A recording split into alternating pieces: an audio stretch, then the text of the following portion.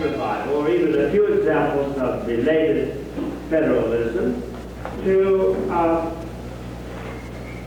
well, modern and to post-modern. Well, I don't really know that we'll get that far, but I think we will probably at the end. And in that period, you have the classic revival, and there are a couple of them, and then the various medieval revivals, and this sort of Renaissance revival, but usually that's called Italianate. And then we get into high Victorian stuff. And that brings up the term Victorian, which is difficult to grasp because it encompasses everything. You realize that as far as Oregon architecture in the 19th century is concerned, everything that was built here would be Victorian from the point of view of date, as she ascended the throne in 1837 and died in 1901. And that covers all. So the common use of Victorian, it can be very misleading. And I'm going to try to show you some examples in England of what a wide range of things could be considered Victorian if you're thinking of it for the period of time. And then, of course, with the beginning of the 20th century, we have even more complications because then we have a whole group of period styles, which I will emphasize. That is, when architects and builders were sophisticated enough to try to create something in the style of a certain period. And that period. And that's why some people will get mixed up with what's a classic revival. Now that belongs only to the 19th century, in my opinion. And the same thing is true for Renaissance revival. There are some books that maybe some of you have read carry these terms into the 20th century, but I think they're mistaken. And I've considered this for many years. So that's all listed on this sheet that I've given you. And now I think maybe if I find out how we're working on the first slide. Illustrations in the book of 1845, this is his view of the Willamette Valley. I don't know exactly where it was supposed to be taken, but it's perhaps idyllic and too pretty to be really true. Very ornamental Indians there. But at any rate, if that was the valley of the Willamette River, here's the valley of the Columbia, looking toward Crown Point.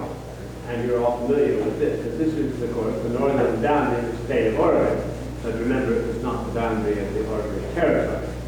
And this, of course, is a magnificent perspective and a building of very considerable interest, but of much later date than what we were just talking about. And this is then the coast. I just think one view, rather forbidding in most parts of it, with, of course, as you know, lots of fog and cloud. This is an ocean lake. I don't know whether these will focus automatically or not. It isn't focused very well. But anyway, that doesn't matter. It was meant to be sort of blurred. And then there is the high country, and this is from the eastern side of the Cascade looking toward them. And so you've got this completely different character and snow-capped mountains all along from the Columbia Gorge on down to the northern California mountains.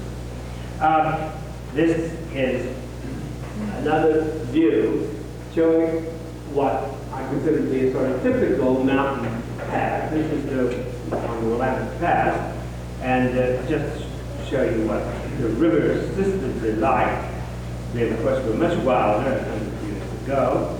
And then here's the Willamette Valley, which is one of the most pastoral parts of the state. This is a view of the road toward Brownsville, Willamette Valley. This is another one from the ground on the way to Brownsville. And of course, some of the forests are gone, and others, of course, weren't there really in the original settlement. wasn't much in the way of forest growth in the flat country of the valley itself.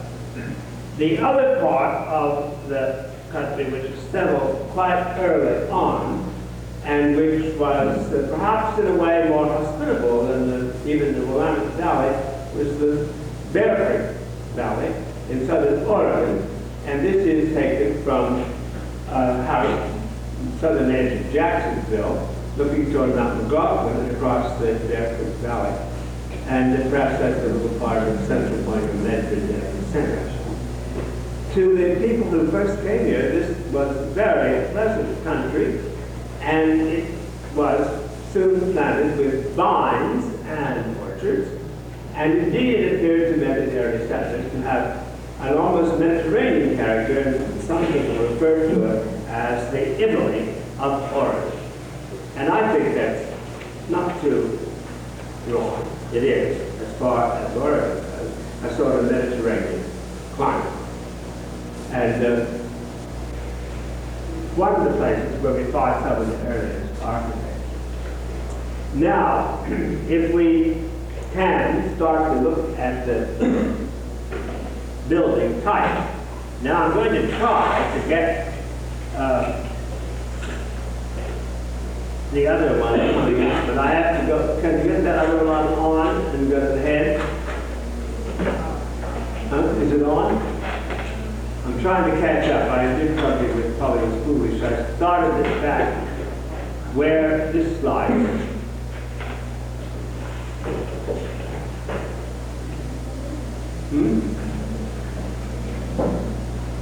Well, anyway, we start with the classic revival, though really there are examples of the so-called federal period. But I want to try to just emphasize the main phase of 19th century architecture and to show you temple. Oh, yes, all right. Now, I hope we're right now. I show you two temple-like houses. And one in Oregon, and the only one of its kind that is now standing, though I'm sure there were others. This is the Captain Ainsworth House at Mount Pleasant on the right here.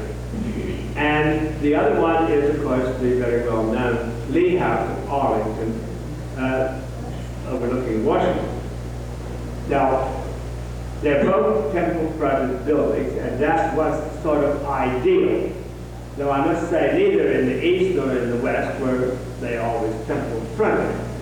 But you can see that they're the one, and there's of course a great deal of difference in time. Something this is about 1852, and that's about 1819. And of course there wasn't anything in Oregon except maybe a few huts in 1819. Nothing. And this is sort of, as you can see, I mean, making do. It is all wood. Now there's brick and stucco, and it is of course true that it isn't very correct in its detail. That's the way it was. And it gives the impression, though, of a classic temple. And that is what the earliest settlers probably wanted. In fact, it was already getting out of date by the time they came to Oregon and built these houses, things like this, in 1850. This is about 1851, 52.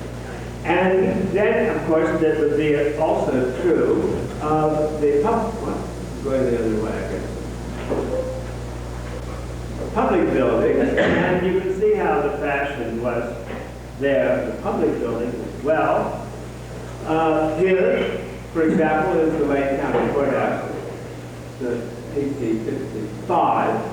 And it's rather like the Captain Ainsworth House, and there's a building that is very similar. As a matter of fact, only 10 years older, and not in Paoli, Indiana, and it's the County Courthouse of 1846. But again, you see that it was possible to do something much closer to the original classical form. I don't know that I like it better, but this is the way it is, of course, long since gone. And it was typical of a number of courthouses. Public buildings were rather like that. But that was only, the classic revival was only really one way of doing things. And the fact is that the Gothic was, which one is going here? The Gothic was already very popular in the East. Now this is the Gothic revival in a simple form. And Gothic architecture was mostly masonry. But the Gothic revival in America was basically, except in churches, basically wood. And that is a very interesting house on the left in Newport, Rhode Island, by Davis, who was one of the principal architects. It has some additions at the back at a later date, but 19th century. And this is the most elegant example of a Gothic cottage in Oregon, Gothic cottage. And this is the surgeon's quarters, the Dow, which was built by an Army engineer, Major Shaw, and which goes back to the fashions of the Gothic revival, such as you see on the left, King's Coat, of the Newport and this. Now, neither of these really are very much like a medieval building, but they're typically a Gothic revival as it comes to us in this country, in this way, in these parts of the country. Churches, of course, are more generally known for being Gothic, and that, of course, is one of the most famous of all, and it is going the wrong way. The Trinity Church in New York by Richard Upjohn, and here is an example of the Gothic in Oregon, an unknown building, and a good deal later, 1883, but in Jacksonville. And we'll come back to the Oregon example a little later. Just trying to get you to see the style today in the example. And then there was the Italian villa or Italianate. And that was all. Now that was perhaps the latest thing in the East when these buildings were being built in Oregon. And yet there is again, of course, not only a difference in richness and what we might call texture, but in period. That is a very well-known house in Maine, Morse House. This is the well-known house in Oregon, the Moyer House in Brownsville. But of course, this is the one on the left is 1859, and the Oregon one is 1881. And then this style brings us into the commercial. And here you have an example of the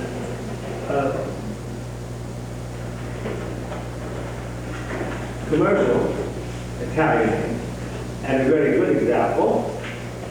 Before it was reconstructed, this is the Land Bush Bank in Salem, 1868. And there is a similar building, about 1855, Penn Mutual building in Philadelphia, and both of them are shown for another reason. They both employ a good deal of iron, cast iron. They're not iron framed, of course, and the iron is used more or less as ornament, and that's especially true in the Latin Bush Bank. It's been torn down and rebuilt since this photograph was taken. And pieces of the similar bank from Portland were added to it. I'll show you that later. The Penn Mutual building is rather more completely iron than this one. This one is really brick with the iron, strictly speaking, for the pilasters and the detail. That one has really an honor facade, but that's been torn down. In the wisdom of our National Park Service, that very important building was torn down. Because it was, as it were, in the way of Independence Hall. It wasn't in the way of it all, but it was nearby. That's the Italian. And it was the most popular style for commercial architecture, and we can still find quite a lot of it in Oregon. Now, that merges into the Second Empire, and that you see in the most monumental Second Empire building in the United States, the former State War and Navy building in Washington, which is now, of course, just a big part of the executive office. It has those three big components. And then, of course, you see it right here. And now, this brings us, we get closer and closer in time to the east as we go along, and this is the Lord Hall by Williams. And this is a very good example, sadly in need of restoration. It is, of course, brick and stucco. That building is granite. And in some ways, it's rather harder and more angular than any Second Empire building in France would be. In some ways, this might be even closer in feeling. As you can say, that became a popular style just at the beginning of the Civil War and then lasted into, and this one, of course, was in the early 80s. But by that time, it was already being supplanted by some other things. Including, of course, the Queen Anne, which sort of supplanted that. And here we have the Queen Anne in two versions by the same architectural firm. The Newport, and very close in date, the Newport Casino in Newport, Rhode Island, by McKinley and White, and the Portland Hotel by McKinley and White. Now gone, the other one still stands. Now remember, this is about 1880. This is really exactly contemporary of the Lord Hall. It wasn't finished for a while, but it was designed at the time as the Lord Hall was. And that was built just a year or two earlier, 1881 and 82. Very charming and freer. And the Queen Anne, maybe I'll have time to explain that, was a style that had no specific precedent. And so it did allow for considerable variation, a good deal of imagination, let us say. But that's just one, because at the same time, now by the time the end of the century, we are getting very close to everything coming all at once. And then this is the Romanesque. Oh, here I see I put another one of the one view of the Portland Hotel in. Okay.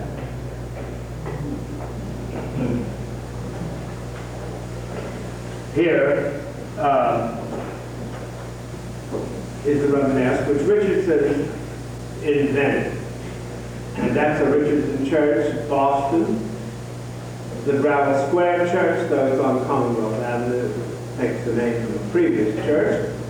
And this is the church in Portland, First Baptist Church in Portland, which is not, of course, by Richardson, but Richardson.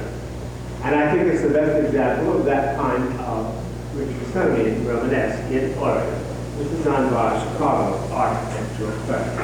Well, I think again, we perhaps can come back to these things. They had some figures up there in the frieze, which was designed by the French sculptor Bertoldi, the man who did the Statue of Liberty. And when I first knew Boston and Cambridge over 50 years ago, it was said that was called the Church of the Holy Pea Shooters, because they had trumpets. And they were blowing out. Still there, of course. It's very interesting chapter. That's Richardson himself, Richardson.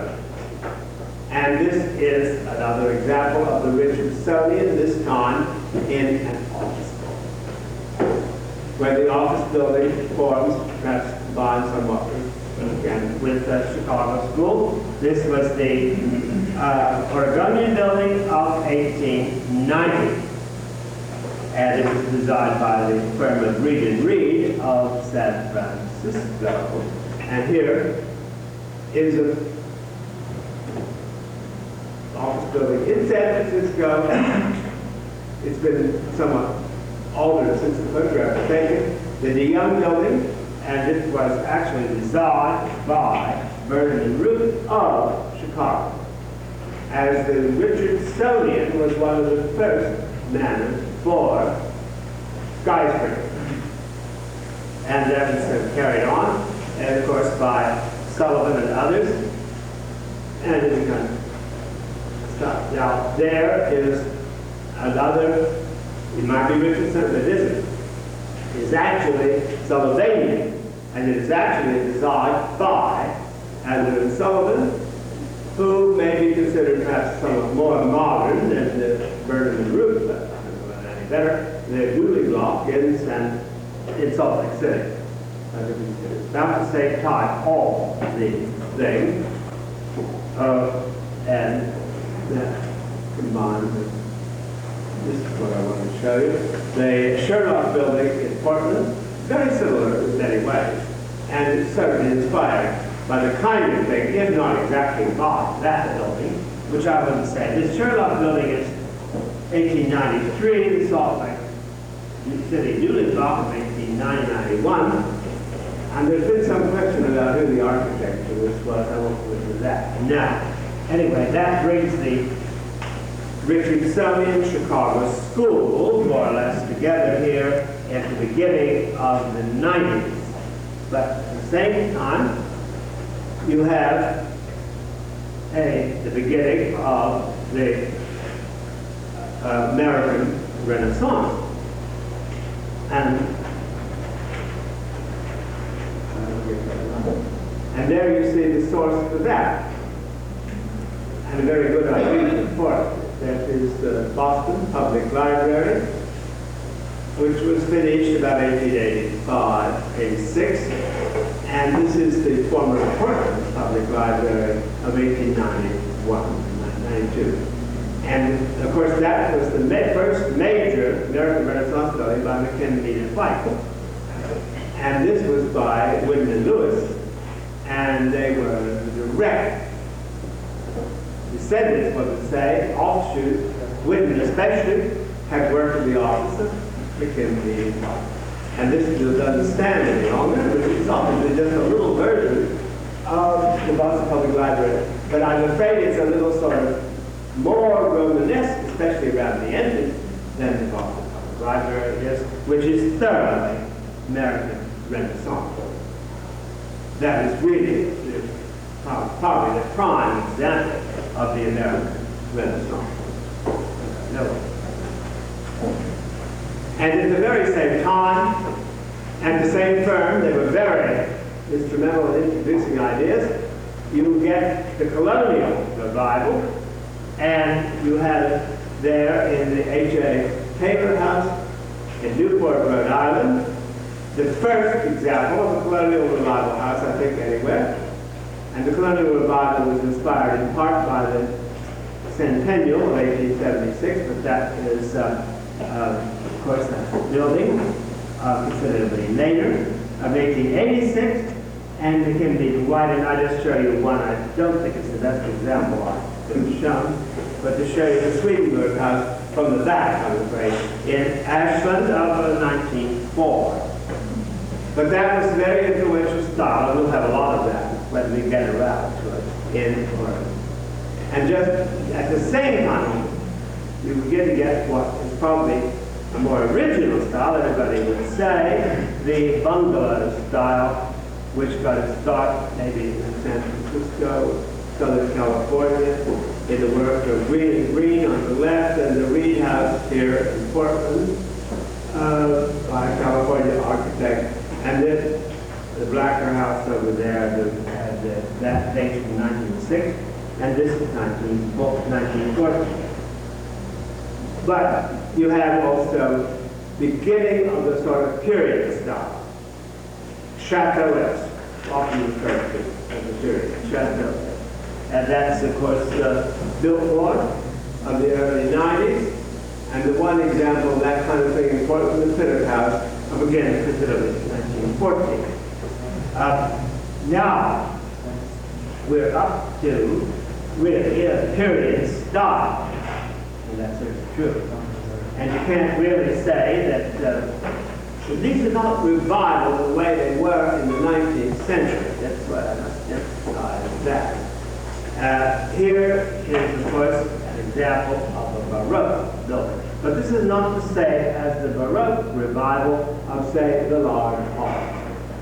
This is the Baroque of the beginning of the 20th century, a period style.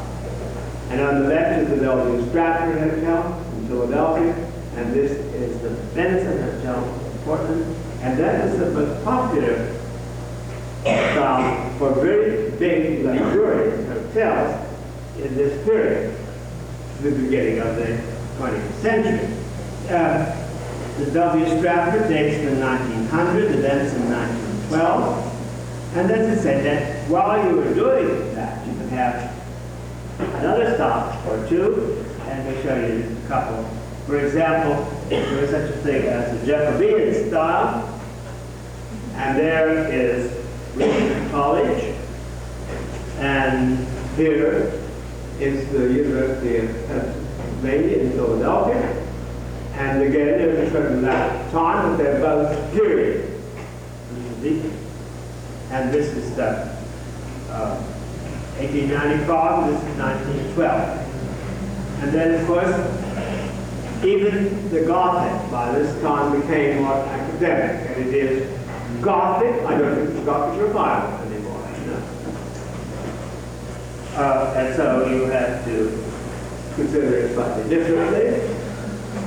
This cathedral in Spokane, and this is St. Thomas Church in Fifth Avenue in New York.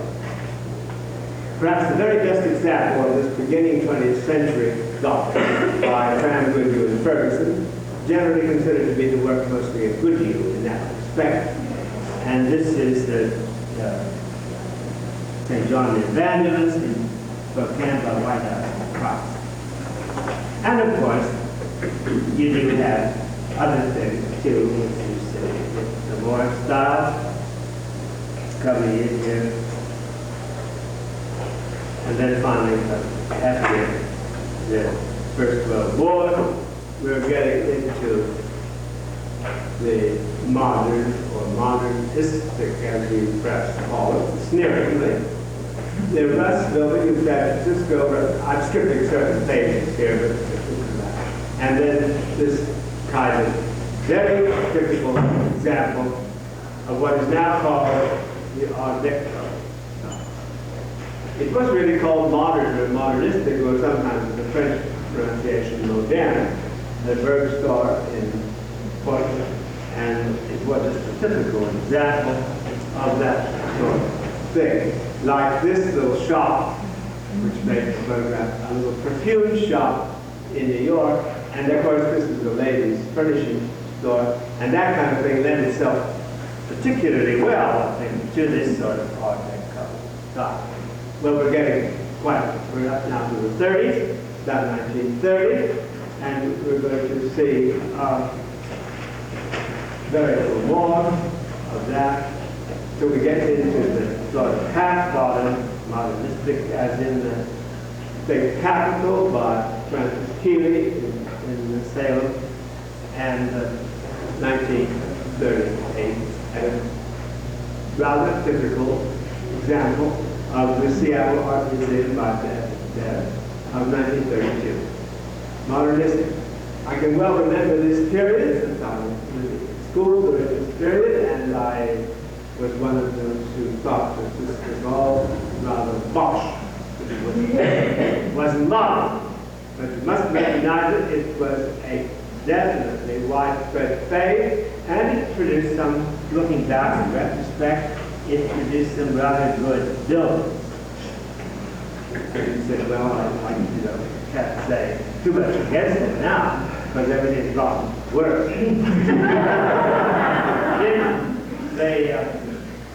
Next thing, well, actually at the same time that Seattle Art Museum was built a little before this, you get this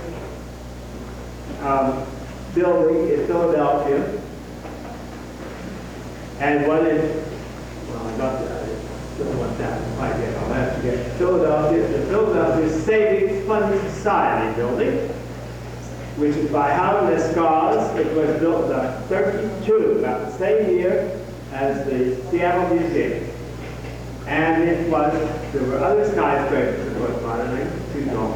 But I think, this is a very personal view, I think that's the design of it. It was changed a little bit. Built, I think it was the most successful of the skyscrapers up to that period. And there it is, a photograph that I took some years later. And that's the actual way. And it's so logically developed. And that was what the international style really was all about. I mean, there are certain verticals and certain horizontals, and they're not just put in for decoration. And the only ornament is the lettering, the feet as Howard Lescars, mostly George Howe. I mean, mostly Lescars, William Lescars. But at any rate, a marvelous example of really a skyscraper that has held up through all these years since then, which is remarkable.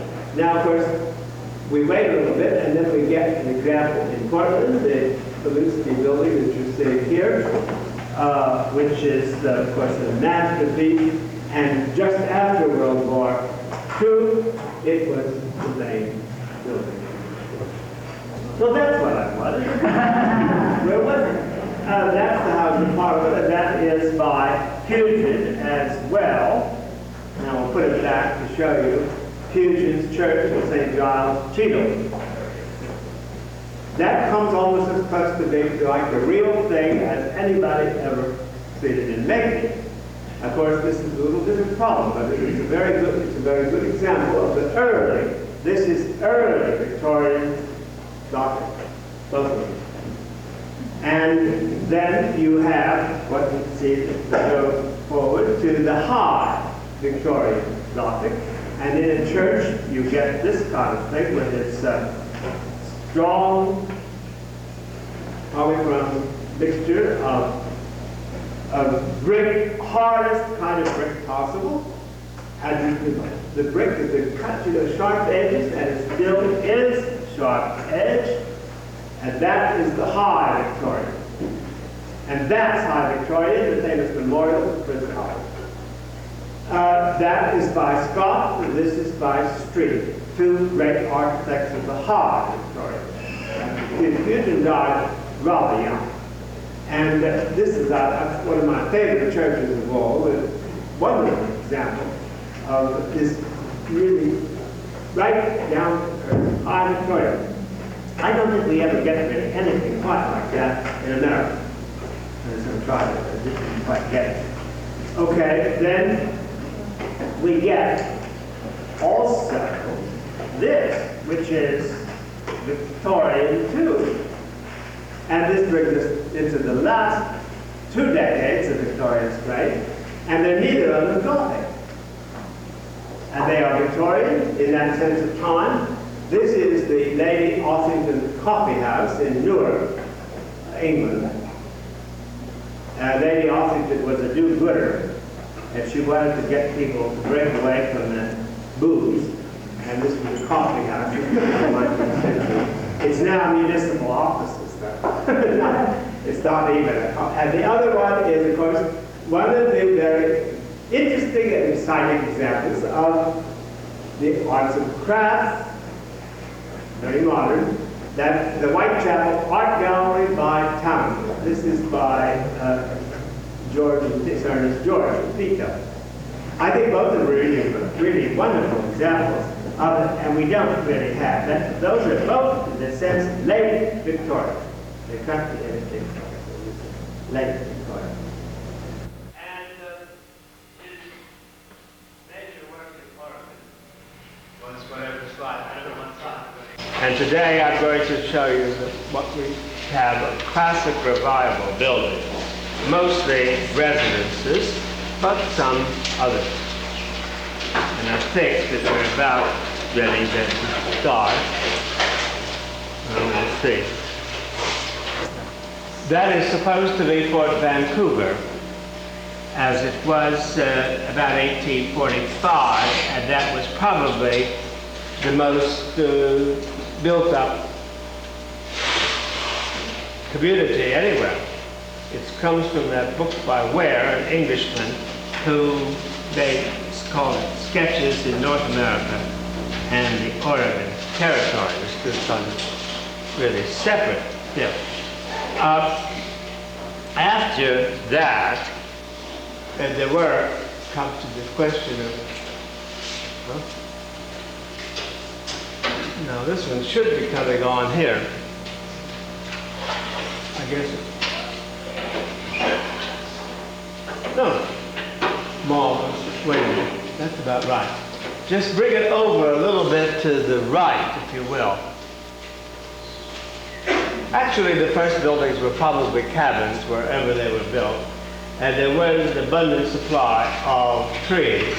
Sometimes the size of the trees is rather shocking, and certainly in this particular view, said to be the first house at the site of Portland, the trees seem to be very much bigger than those used for the cabins there.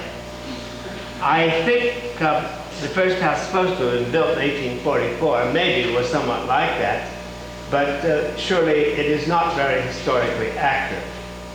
But it's a typical of it was published later on, and I think imagination had a good deal to play with it. Actually, though, the first houses were more apt to be log, and they were hewn log. Now, they weren't all hewn logs, but one of the earliest ones is the Birdsey House in the Rogue River Valley, which you're seeing here, which is supposedly built in 1856. It has been restored fairly recently. Perhaps it looks a little bit too new in this photograph. It's hard to believe, the same house. But it was hewn log and very simple building indeed. Additions were, of course, placed on it. I think this would show you the side view of the construction better than the other one, as it just without the porch. I don't know the date of the porch, and I'm pretty sure that it wasn't at the very first construction. But it is, in fact, rather typical, and it was said that it was used as a refuge when there were Indian raids in the Rogue Valley. All these statements are apt to be fictional, I think. But the house is very attractive. More attractive before it was kind of refurbished, yes, as you see it at this example. But that really represents the thing. They went right on building these log structures until the end of the 19th century. And this is a late example for a schoolhouse. This is the Grimmett School in Kirby, which is in southern Oregon. I think this will focus too, but I don't know whether it will focus. So anyway. Could you focus that a little bit? The one on the right? I'm sure it's there. Oh, good. And it's now a sort of little museum.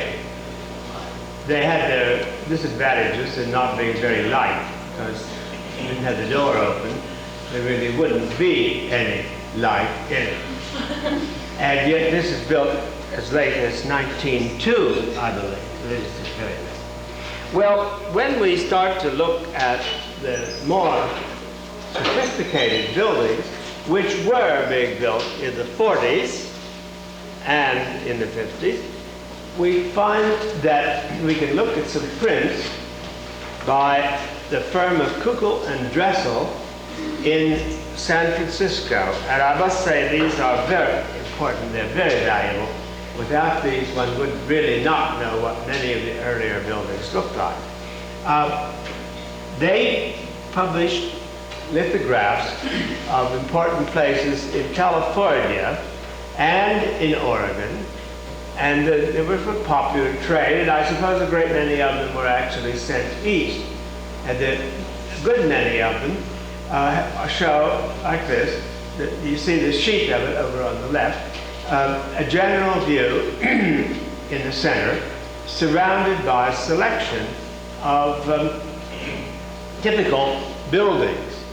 Perhaps some of the people had to pay to get their house or building on the plan, but in any case, that gives you some idea of what this was like. And it's amazing how, when we can check these out, it's amazing how accurate they are. We used to have a pointer here, but I suppose it isn't here any longer. Well, maybe I can point it out to my wall. Anyway, this is Portland.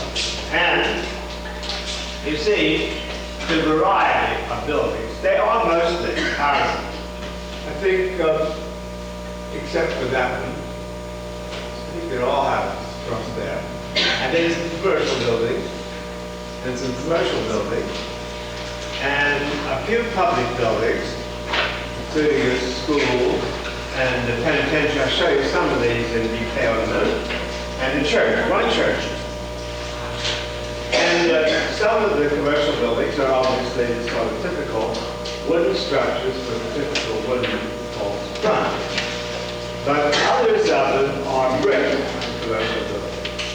And that was because that was the kind of building that was most likely to be burned and to have a considerable loss. I don't think there were any brick houses here. They were all, I think, wood. Although some of them look a little bit as though they could have been brick, but most of them are wood. And most of them are arched, and that does take us right into the Italianate mode, which I'll pick up later. Because commercial buildings really did get into the Italianate style earlier than anything else. So just probably because of brick. And some of them, perhaps one of them in this thing, may have some iron in it. And here is another set of about 10 years later, not quite. That first set belonged to 1858, and this is another print of 1865. Once again, we're looking across the river, and there are a few more buildings up there. That is this view. And here, there are now, in this one, there are by and large more commercial buildings. And not so many houses. Or very few houses, like that. This one had appeared before, and it's Wells Fargo.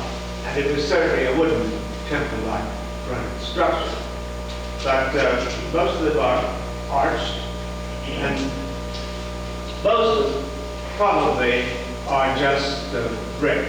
Although in a few cases, they may show a little bit of iron ornament.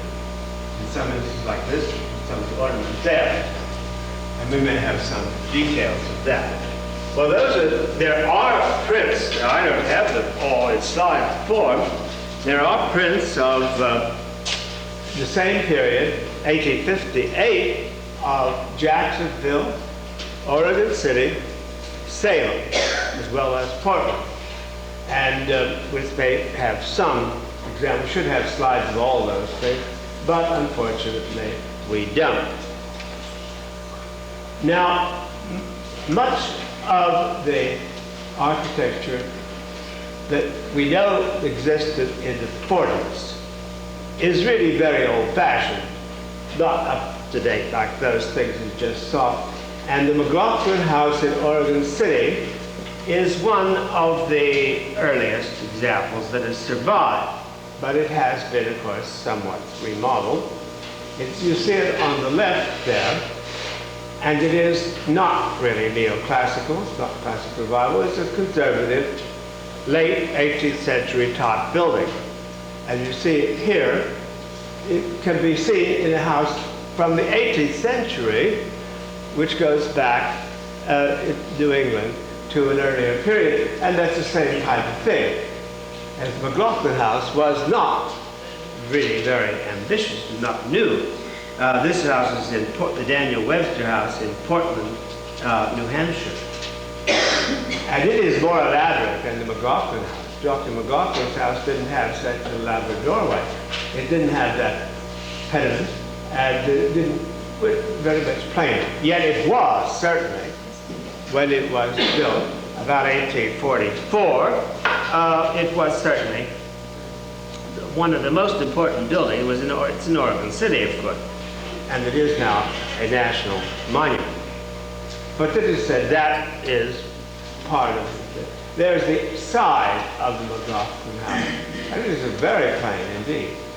And I think maybe I have an interior of the hall. No elaboration there.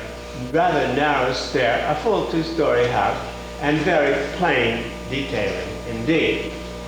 Well, they just said, this was one of the first buildings in Oregon to be, considered historically. And Glenn Stanton, who was later president of the American Institute of Architects, and an architect in Portland, and one of the graduates of the University of Oregon, was instrumental in getting the Mclaughlin House started as an historic building. As it said, in that sense, it's its history in itself, as it's one of the very few buildings. Well, it was the first building of any kind that was considered to be historically important. I think it is. Well, the same thing can be seen to a certain extent in houses in, well, really three houses in Salem. And these are problem buildings, if anybody would want to know that. The first one is the old parsonage. And that is, as you see it, when it was being considered for restoration. Here it is before restoration. And you will see it's not really very typical of anything, but it's plain. It doesn't even have a box corner. And they were moved some years ago to a new site there at the Thomas K. Woolen Mill. And that's after it's been moved, the one on the left. This is the way it was. And frankly, much of the detail had been lost in the course of this movement. There it is when it was finally fixed up with a porch.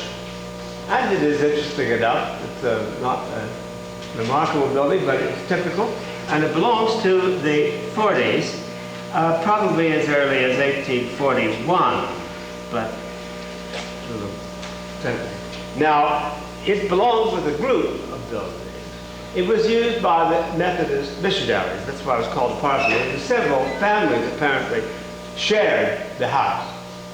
And here is the Jason Lee House, really rather odd-looking building, and it dates from about 1841 also, as it is restored now.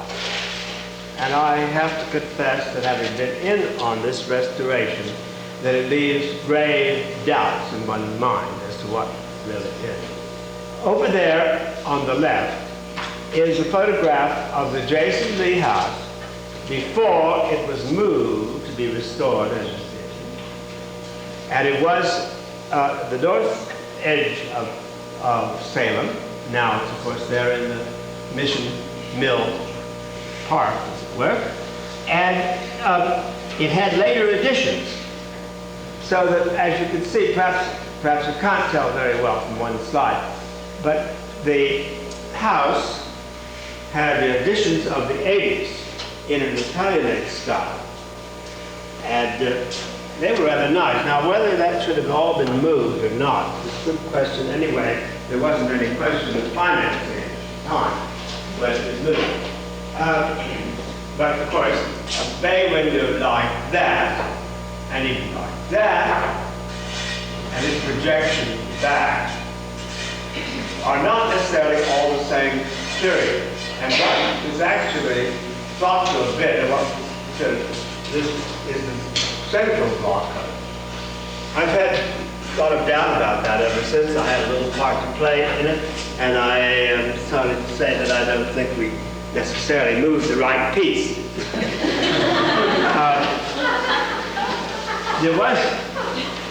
It's very difficult, but it would have been better to have kept it, of course, where it was and had both the original portions and the 1880 portions, which were Italianate and quite nice. But it couldn't be done at the time, and so this part was the part that was moved and set up. And I think that you see here some of the members of the committee looking at it. Here, it's Elizabeth and Kay Huntington, as we saw it in this area. Now, as you can see, there really isn't any architectural style to these buildings, and I assure you that that would be the way it was, even if there was. There it was in the process of being moved, and you can see what we had to deal with. It really doesn't look like much, but such things do happen, and no doubt that this was part of the original Jason Lee house, but it might not have been the right part that it was moved. That is very curious. And then also in this precinct here at Salem, they moved this little house called the John Boone House in. I had nothing to do with the moving of that, and it's a one-story cottage-like house, very similar in many respects in detail to both the mission, the old parsonage, and the Jason Lee house. It looks perhaps better, but it isn't necessarily any better than the other. And it's prettily fixed up. That little group represents perhaps what one would have found if one could have seen a little community like Salem, except that I must say that those houses were not all close together in their original site. Now, as the Jason Lee house was far to the north of the center where the old parsonage and the Boone house were. Well, now we move to another restoration. And this, as you see, is similar, very similar in general character. And it's almost like a New England house, a New England sort of saltmark type house. This is the Horace Nipple house, said to be built in 1857 and in Mclaughlin. It was much restored, make it look so pretty, in 69 to 70, and by Mrs. Albert Powers. Well, it's very largely a new building, you know. But it looks like a kind of New England house. But that kind of New England house goes back even into the 17th century. So you see they were not very much up to date. This was a late example in Portsmouth, New Hampshire of 1750. But even there, it's 1750, 1857, over 100 years separate them, and this is actually barer and simpler than the prototype that you see in New England. Well, that's the way with much of this. Well, now, I think perhaps we could best look at a group of buildings to see the general character of these houses, so they become a little more classically designed as we go along. Each of them has some classical detail. I've been turning now to a print. One of the prints from Mclaughlin Dressel print of Eugene, said to be this Eugene Skinner's house here. And that would put it, the print was 1858. Well, it's very similar to what we've seen, one story like the Boone house, really. And with a very simple porch, no elaboration in the form of posts with pillars, and there is no elaborate cornice.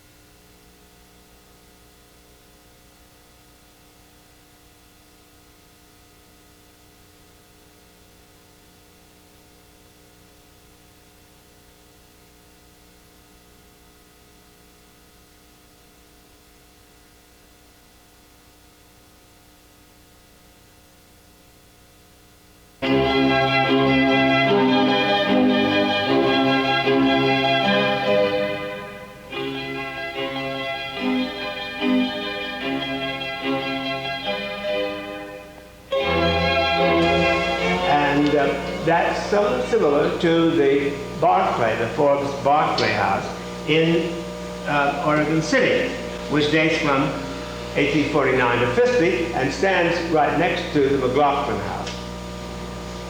And that is a good example, surviving, because this doesn't survive, of this kind of very conservative 18th century tradition carrying on here. It's certainly not classic revival. Well, maybe a few details perhaps you could find, although I don't think you can find them, to tell you the truth. The doorway, though, that's a little more. The first of these door styles are developed with side lights and a transom light, both rectangular and not in any way elaborated. And as you notice that the porch posts, they're hardly called columns, are just given a tiny bit of molding at the top and the bottom, but not enough to make them a temple light. That would be somewhat like this house, too, which comes with a cupola and trestle print again. This is the Hilliard Shaw house in Eugene, and the print is 1858. The house was somewhat earlier, of course, but it was typical. And it is very simple, relatively compact, and yet, I mean, not surprisingly, not too bad a house to live in. And here is a house seen in a watercolor drawing of 1864, which is in the Jacksonville Museum, of the Joseph Wetterford house. It was built somewhat before that. Just exactly how many years before, I don't know. He was a brewer, and there was a Wetterford brewery there. And this is a very rare example of a building seen in a drawing of the period. And you can see a good deal like this. And that's pretty. And very limited treatment of eaves. But it did have sort of lattice portico that was done. They wanted to give a little articulation, and there's some vines over the front of the house. This house is quite interesting. It's hard to photograph, and there it is in a photograph showing it a few years ago with this lattice porch. That is the Wetterford house, as it took it some years back. About the 1950s, I believe, about the time. Now, most of the houses, they're all wood up to now, and most of them certainly were wood. But there was one rather unusual brick house of the period that has unfortunately been destroyed. It was near this Hopewell, which is to the north of Salem on the other side of the river, and it's said to date about 1846. These two photographs of it show it already in a state of advanced decay. And they were made for the Historic American Building Survey in the 1930s. There were still some piles of bricks in a field when I arrived in Oregon over 40 years ago. And I had one brick of it someplace that Mrs. Newsom salvaged. And now I believe there's not a single brick left on the site. And it was extremely unusual for a building to be a brick if it wasn't a commercial building. There would have been commercial buildings of brick in the 40s, but this was out in the country, and it was extraordinary. As I said, I'm glad we have the photographs from the Historic American Building Survey, which began in the 30s, recently celebrated its 50th anniversary. These drawings were made about 34. Unfortunately, in Oregon, the survey didn't include as many examples as one would have liked. It was very sporadic. the architects picked out things that they thought were significant, and in fact they were, but there's not enough of them that one would have liked to have had a lot more. What was this building? What? What was this building? It was a house. It was the Gay House, I believe it's called, near Hopewell. And Hopewell is, well, near Salem. It isn't there at all now. There was a few pile of bricks there in 1947, 48, but it's gone. I don't know what happened to all of what was left. You couldn't see any walls then. Now, the temple form, though, is what really brings us into the classic revival. And the idea of the temple syndrome, one would say, was the thing that people wanted to have if they could afford a substantial house. And this, of course, in the 50s, but that started in the East back, you know, the 20s at any rate, if not slightly before. And I think this is the only surviving example which shows you what it was like, as you see here. This is the Captain Ainsworth House at Mount Pleasant, which was restored by Mrs. Powers.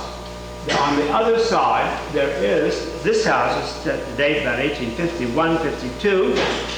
The house on the left is in Northampton, Massachusetts, the Damon Adams House of 1830. There's not much of an advance. In fact, it's rather cruder here than it was in Massachusetts. As I said, these are really more convincing Doric columns. Now, wood, of course. That's wood. But here, interestingly enough, they're really octagonal, and they have lathes on the angles, and it gives an illusion of having fluted columns. I think quite remarkably illusionistic, but it is not detailed. It's a very nice house, and it's the only one now standing like this. I think, of course, there were others, but just where? Oh, no, couldn't put them down. There it is again. Here, the one in Mount Pleasant, which is, you know, part of sort of a suburb of Oregon City. Very nice house indeed, and nicely restored. And this is a side view of it, where it has some excrescences, and that was before it was restored, fixed up, as you see over here. That's the Captain Ainsworth House, commanding a very nice view across the Willamette Valley. But perhaps it would be appropriate for some of you who may not be as familiar with Greek and Roman temples as one would like, for me to show you what a Roman and a Greek temple would look like. And you see, this is what the ideal was. Now, the temples were not residences, or if they ever were, it was very, very unusual in ancient times. They were, of course, temples that is dedicated to the gods. I show you a typical Greek temple of the 5th century BC, happened to be in Italy, a very well preserved Doric temple at Agrigento in the island of Sicily. And that's a typical Greek temple with the peristyle running around, and you see it has, and you must remember that this is what, of course, the people wanted. It has, a Greek Doric doesn't have a base individually. But it has, its entablature has 3 parts, and that is always the case. Architrave, frieze, and cornice. And the distinctive corners are recognizable by the particular features, not only the way the columns are done, but by the detail of the entablature. And the entablature, like Gaul, is divided into 3 parts: architrave, frieze, and cornice. Now, I could go on and on. There are many variations, but this is the general form. Here on the left is a Roman temple of the 1st century BC. The temple, so-called Temple of Fortuna Virilis in Rome, city of Rome itself. And I show it for a couple of reasons, because it is very Greek in many respects and many details. It is actually built of Greek marble, Roth and bronze, and it is of the Ionic order. And it is also a temple with engaged columns. That is, the wall comes with the tree. It could have had, you see, a complete periscope, but it doesn't. It's engaged columns, and it comes out, and it only has, then consequently, a portico on the front end, which you're not seeing is over this end of the portico. And it's a Greek temple, typical one, would have it all the way around, the periscope. And you see that it has architraves, friezes, and cornices. The Ionic architrave is divided into 3 parts. And the frieze would, in the best examples, have had a band of sculpture, but it doesn't happen to have it here. And the cornice, in both cases, now keep it in mind, the cornice is the only part that really projects. I think you just keep that in mind. Well, when we kind of find that in Oregon, you see that you don't get very close to it. Even the Captain Ainsworth house was not very close, but here's some smaller examples, which are actually probably more typical of what was built than, say, a 2-story example like the Captain Ainsworth house. And this one is from the Kuchel and Dressel print of Eugene. This is the A.J. Welch house of 1858. Well, this is the print of 1858. As you see, it has a portico. It has a 4-column portico. The correct term for that is, of course, tetrastyle. And it doesn't have a very correct entablature there on the portico, but it does have an entablature up here. Now, it just happens to have a frieze or cornice. And I think that this probably had little ladders on it. It wasn't probably even round. But it's typical of the sort of trying to convey in a kind of sketch-like way what the idea of a Greek temple or Roman temple would have been. Basically, they were thinking mostly of Greek temples in the classic revival, especially with the popularity of the Greek War of Independence of 1819 and 20 onward. And so consequently, they weren't really thinking of the Roman. But earlier on, before the full blast of the classic revival, most of the classic revival buildings were of Roman example. So you see what that looks like. And here is that Wells Fargo building that you see before in Portland. It is domestic rather than commercial in appearance. And we know it went on, it was used for over 10 years. And it's much more correct than this little house. But these, remember, these prints come from the same source, from the Kuchel and Dressel prints, and they're published in San Francisco.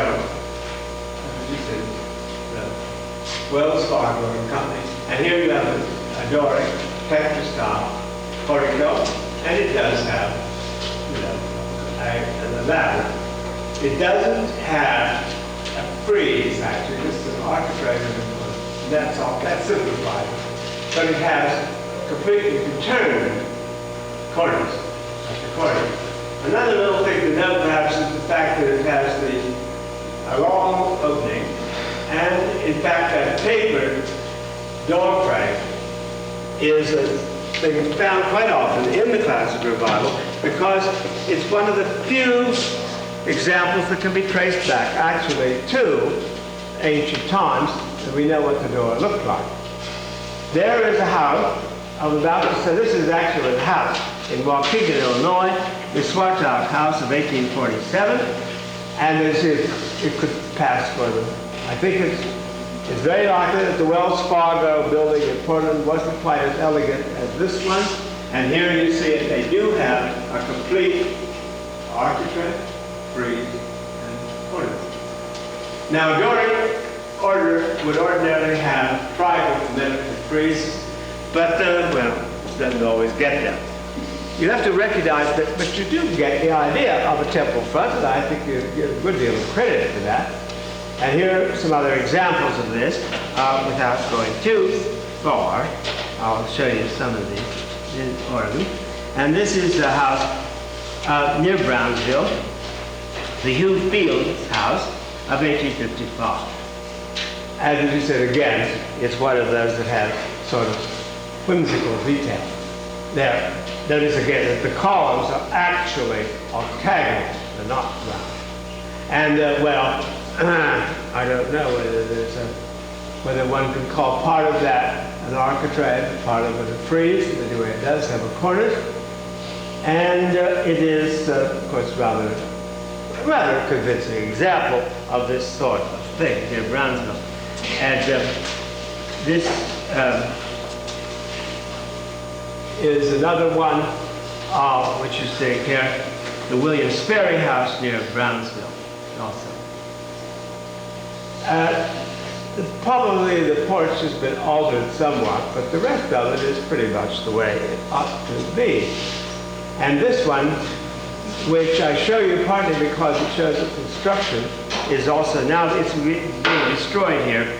It was being demolished in 1966 at Brownsville, the Blakely House, and it is, see there is a box construction house, and you see that it didn't have a portico, but it has an entablature, which in fact turns the corners. So it does have architrave, frieze, and corners. You don't ordinarily carry anything except the classical.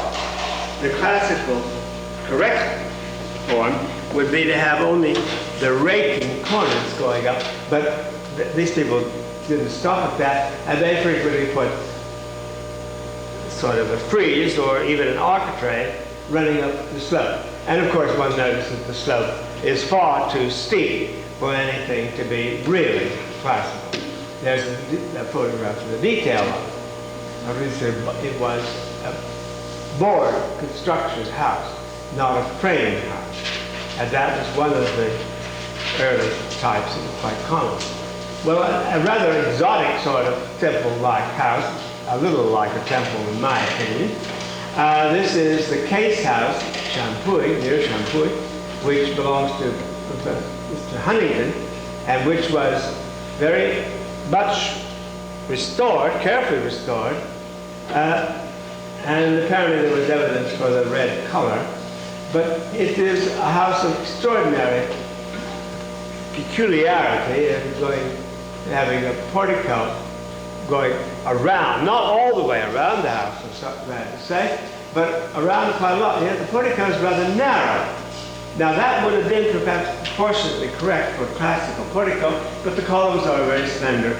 And the whole thing always strikes me as being sort of like a Japanese portico rather than a classic revival one.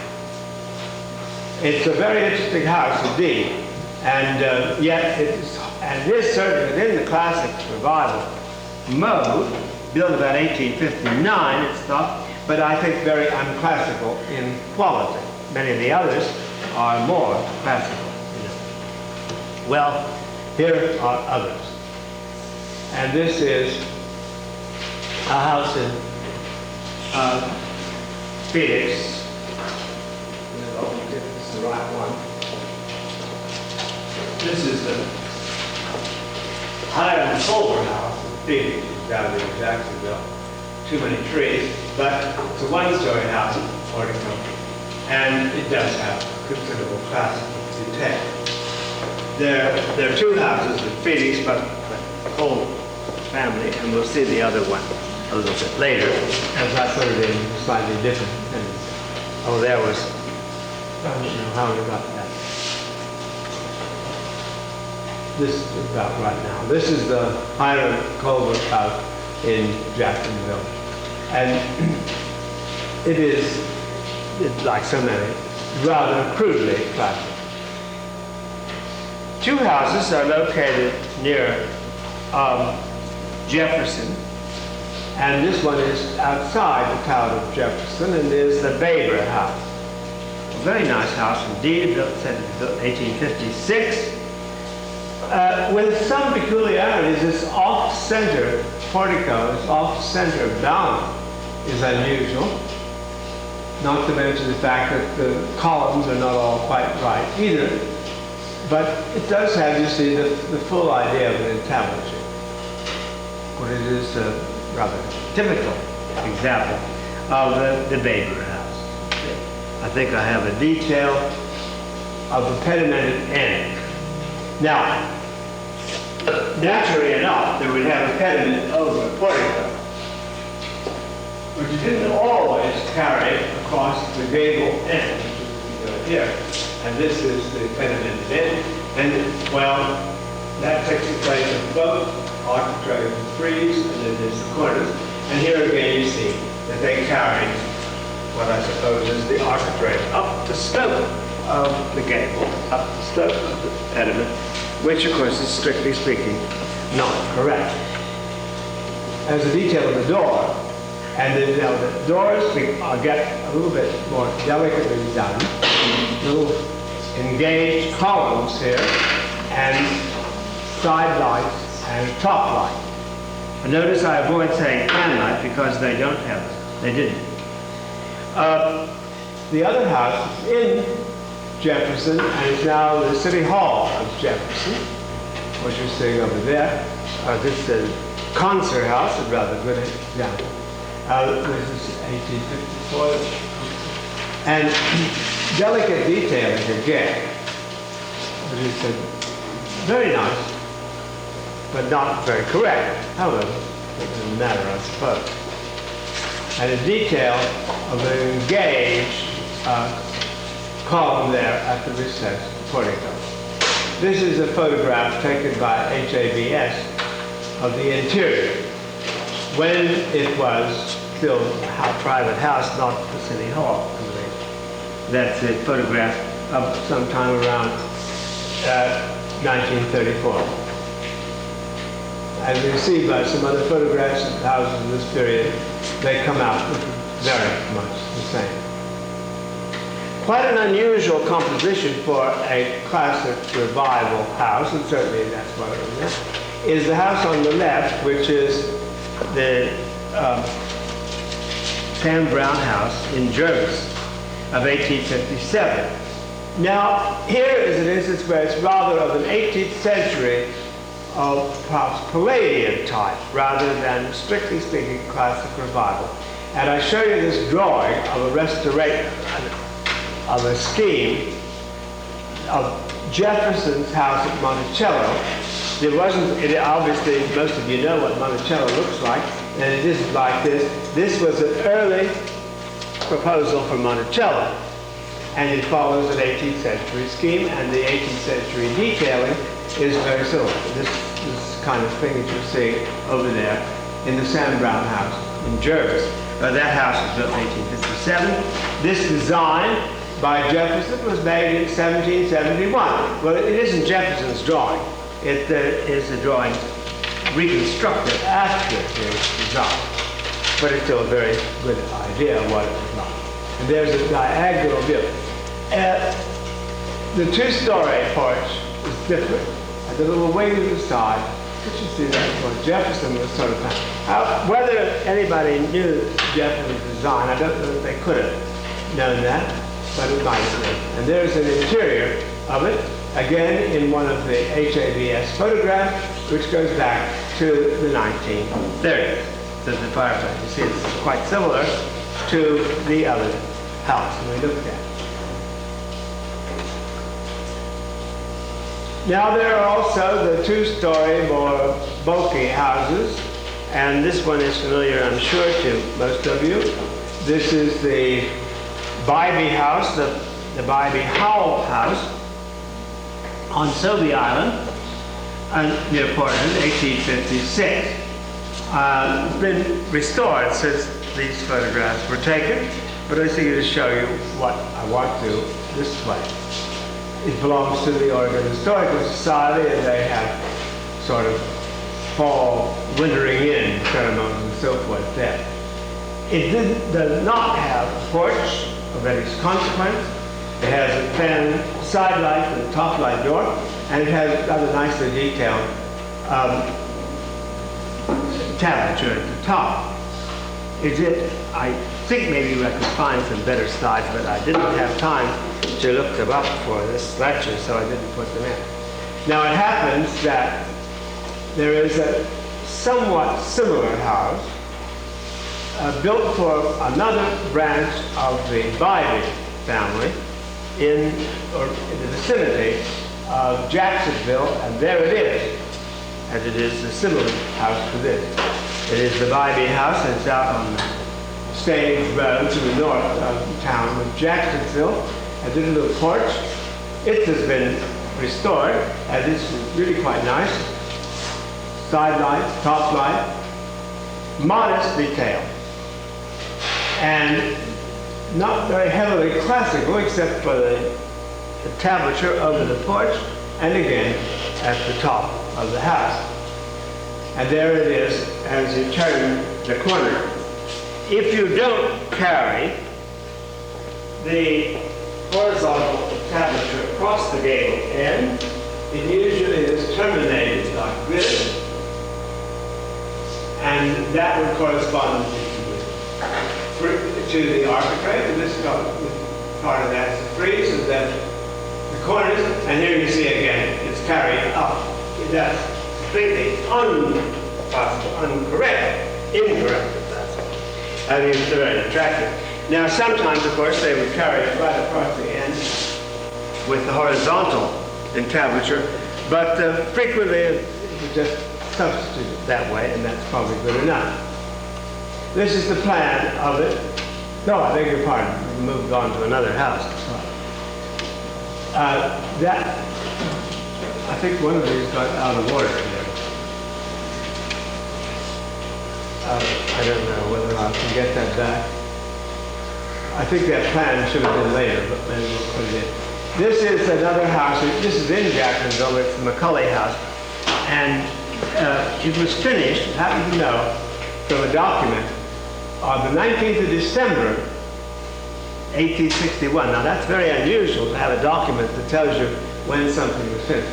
And of course it was for some time a doll museum. I believe it's not anymore. And this is similar in general composition to the Bybee house. But it has a small porch, and then it has a nice tablature at the top, and it should have a detail, and then it's like the Bybee house, very nicely done. This is the end of it at the end of the house. This is the Mclaughlin House, finished in 1861. Here is another example, long since gone. It was in Eugene. It's one of those prints from Kukul and Dressel. The Globe Hotel. It must have been by the president. And it has a two-story porch, but doesn't go all the way across. It has a T-shaped plan. And it has this is the same kind of arrangement of the detailing of the corner. And this is a similar building that's unfortunately gone. The building that was there should be preserved. This is the Lorraine, the one-time house, Lorraine, the mountain. It was called a hotel. This was a hotel, and that's very typical. It must have been very much like this. And there you see a two-story, one-story porch, rather slender proportions. There's a elaborate doorway on the side, and a nice fence. In addition to the back, partly of which may have been later than the original house. This house had a frame of sort of hewn logs. You could see it before it was destroyed when it was there, and in the upper part of it you can see some of that detail. The porch has been altered and sort of just a substitute porch, and the whole roof was replaced. There were still traces of the original form of the roof that were visible, like that. But this is just a 20th century version. This was used as a stopping place. That was what's called the Mountain House. And it also is said to have had one of the first telegraph stations in Lane County. There's a plaque there in the front put up by the DAR, and it is unfortunately been destroyed. Now, it was demolished in 1973.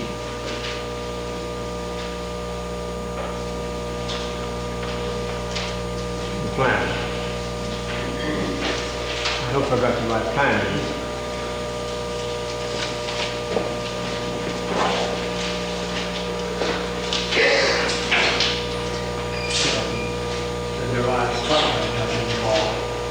Set back a little bit into the dining room. And then there was this bigger kitchen, and in the back, and this stairway went up to the center. Rather typical of these two-story houses. It was a great loss, really, to the county. Why couldn't be said. I think people tore it down because they thought people looked at it. That's the kindness that it does go on. There's a detail of the doorway, not quite as delicately done as some, and of course forget the fact that these funny little posts weren't the original portcullis. But you see a piece of the window there, and that's a window.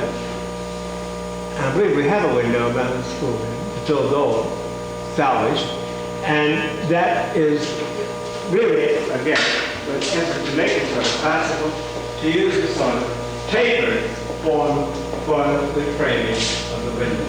And you put those ears on. They're very classical. We didn't do that otherwise, except that they wanted to suggest the idea of classical antiquity. Well, sorry to see that go, but anyway, that's that.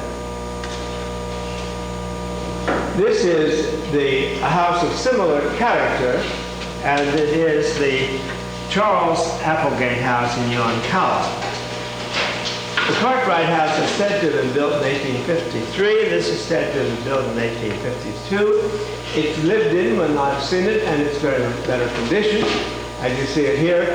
Although having this sort of solid parapet instead of the balustrade gives it maybe a blander character. It's just on the edge of Untitled. 1852 to perhaps 1856. I think I have a detail on the interior again. No. Yeah. Here's another one of those HABS photographs. Thank God we had it. Oh, this goes back to the 30s. Although this is still, when I saw it some years ago, in quite good shape. Now on the left is this house in Phoenix, the other Culver House. This is the Samuel Culver House. And it has been for many years used as an antique store. With all that stuff across the front. It's actually log construction. It's covered up. At one time or another, we had a little part of it opened up down here in the corner someplace where you can see the log construction. And I guess I couldn't find one of my files to show that. And it was, old stage house road, not just the name. Anyway, it was on the stage road. They've taken it off here. And for years it was an antique store. It was one of those really strange antique stores with everything in it. You could hardly move when you got inside. You were afraid to be trapped in there forever. And old photographs, which I don't need to have a slide of, showed that it had a two-story and a porch. A second-story porch going across the front of it. And that would have made it more practical for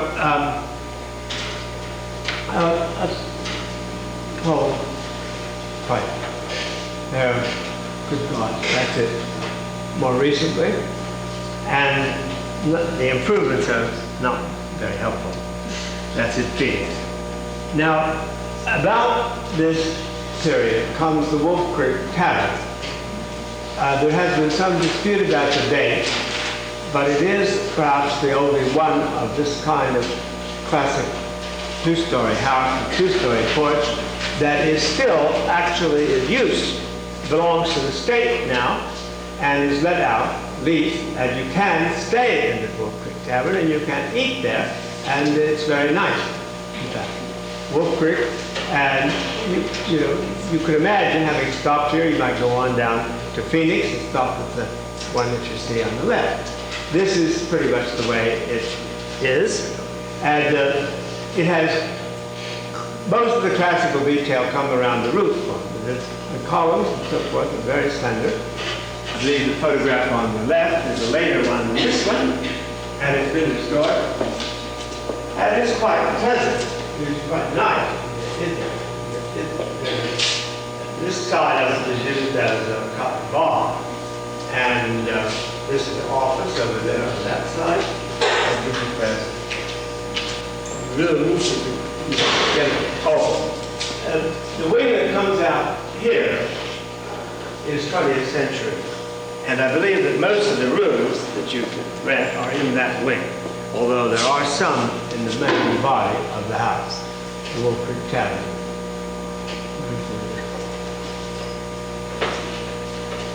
That's the doorway.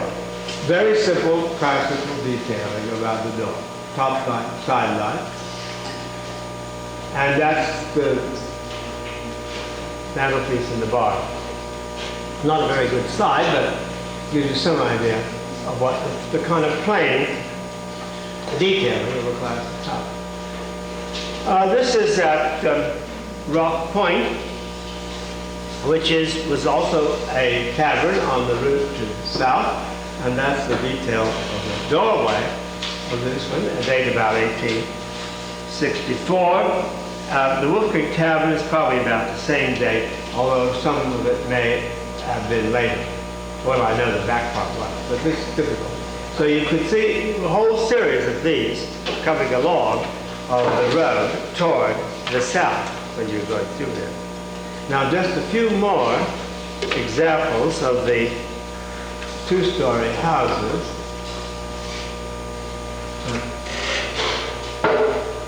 I guess this is the detail. This is it to the Roth Point Tavern. And then a couple of others, and then we can move a little bit further along. This one should be coming up here, is a General Lane house in Roseburg. I don't know whether it was ever used as an inn, but it is the same type of house and could have been. It's not so deep as some, really only one room in depth, and has, again, a sort of lattice porch, not as classical as one would like it to be. And that would be, what have I got? Here I've got something out of order. Oh, this is the house now gone, Molalla. This was the Dickey house in Molalla, and as you see, it was in bad shape, and it was, of course, it was torn down. This said to date about 1850. This was a photograph in the HABS, the Historic American Building Survey. Now, the last of these houses that I'm going to show you is rather more exceptional, and it is in quite good shape. This is a photograph taken before it was really repainted. This house is the Kyle House at Aurora. I can see it was a two-story house with a high basement, and has a porch across the front. There's a little entryway at the back. The detail is not so heavily classic revival. It's simpler. In fact, it looks a great deal like some Pennsylvania houses of the late 18th, early 19th century. And here it is, again, with Henry Russell Hitchcock in the foreground, a man who has written so much about architecture. He was out here, and one of my students, Felix Roche, architect's report. And now, when we went to look at it, and that was before it underwent the rather heavy restoration. That's all right, but let's change it. That's the way it was for many years. Here it's restored, nice, clean, but, and I did have a slide of it. It got in too early, way back there, but I won't really show it to you. This is the back side. It has a little porch, and it's high. It's really a quite livable house, as people have lived in it pretty well. Sorry, the plan had disappeared much earlier. Okay. Now, where I'm at. Back here. So we're going to look at a few churches. I think they're still taught. I let you out too early. Never do that. Never do that. The earliest churches are basically classical, although they begin to get some Gothic. This is a view of Oregon City, and this is, or rather, St. Paul. Or is it? Oh, this has to be Oregon City over here. And there's a little church right inside. And that's classic. We don't have another view of that. And this is at St. Paul, where there was the chapel, Catholic chapel, which was one of the earliest Catholic sites. And you see it's much like those things that we've just been looking at in Hazel. And then it was, the church of St. Paul was rebuilt. And here it is. And it was rebuilt about 1846. And it's rather remarkable that it comes out probably reasonably Gothic. But the tower is, of course, later. The tower was added in 1902. Without the tower, it might look less like that. Then here is the little church, the Episcopal Church in Milwaukee. That's the way it was when I first saw it over there on the left, and it was still used as a part of a church with additions.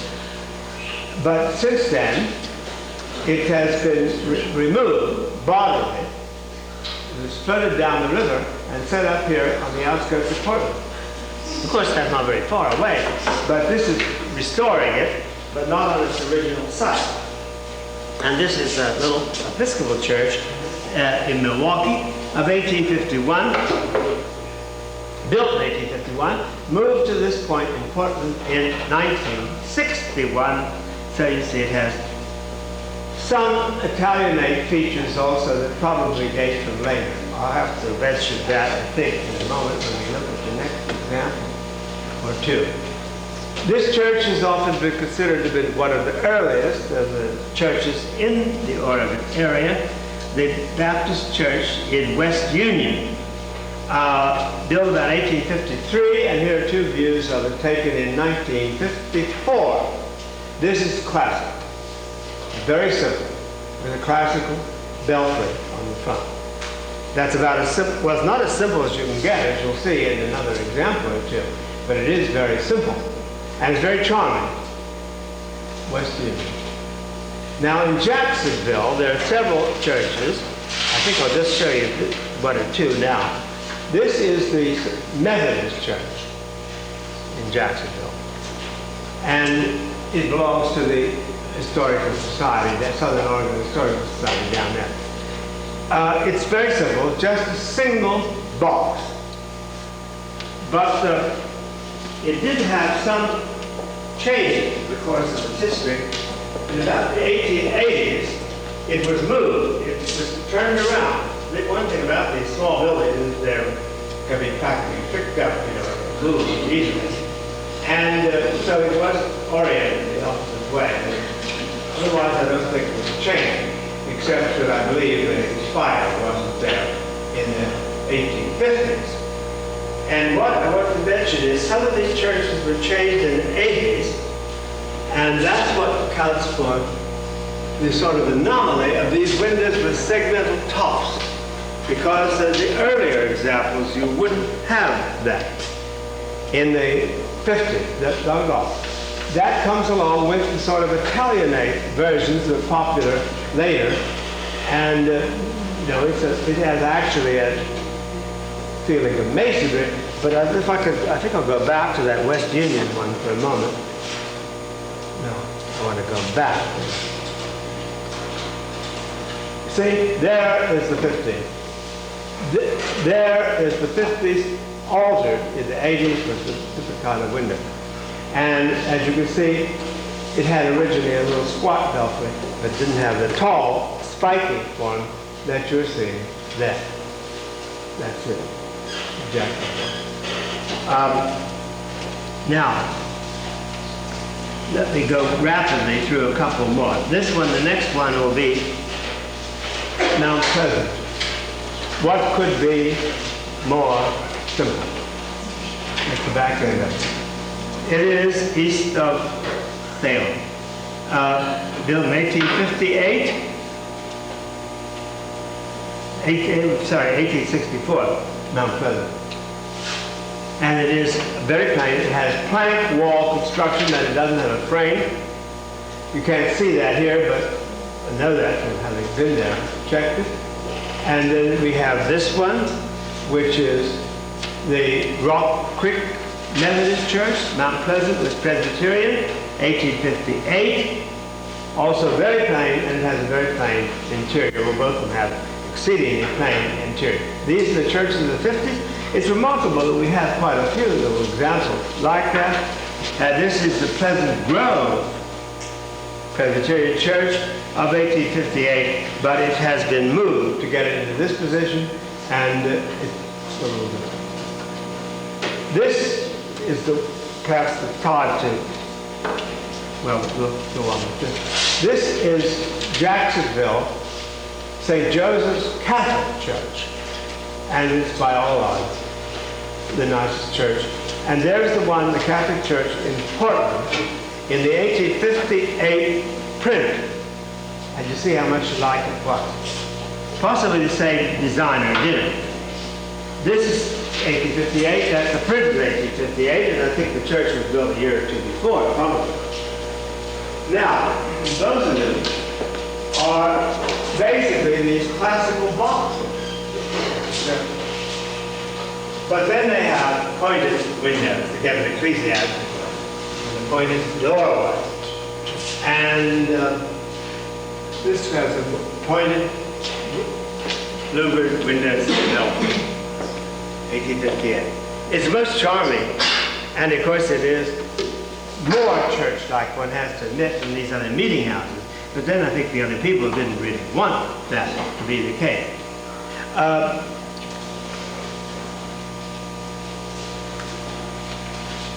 There is a church in Greenville, Tennessee, that dates from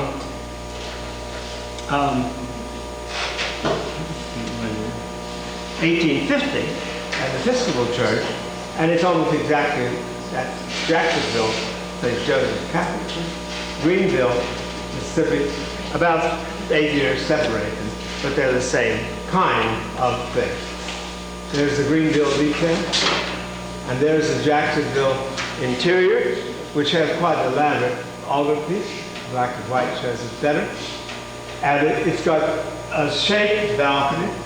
You see it comes out there in a sort of S-curve across the top. Well, just one more final example.